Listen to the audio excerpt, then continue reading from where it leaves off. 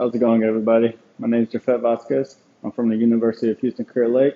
I'm here to talk to you about the FMS, or otherwise known as the Functional Movement System. So, what is the FMS? So, it's a system that comprises of 7 movements to point out your deficiency and movement patterns. So, we have 7 different tests that we take. We have an overhead squat, an inline lunge, a hurdle step over, an active straight leg raise, shoulder mobility, a rotary stability, or otherwise known as a bird dog, and also a trunk stability push-up. So as you can see in most of the movements, it does require you to have a sufficient amount of mobility and stability, and that is the reason for these tests, is to see which one we're lacking in moving forward. And now I'm going to discuss with you why it's important to see these deficiencies in our bodies.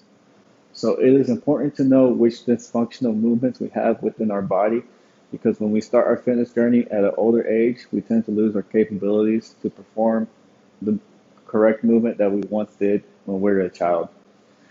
And what that does to our body, it can lead to certain pain that can go away with by just performing the movement properly.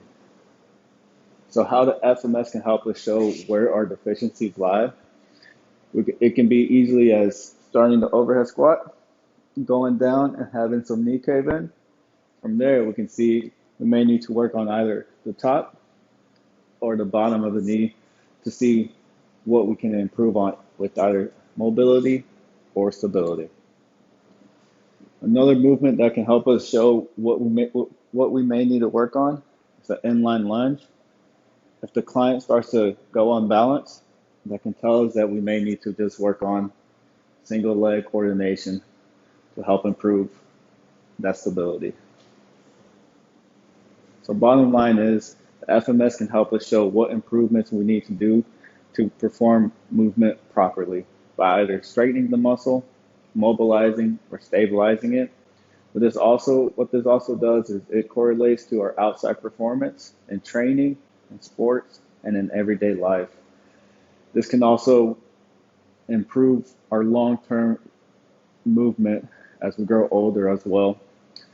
One important note is if you have any dysfunction at all in the movement and you learn how to properly move that dysfunction, it's going to become an issue later on in life.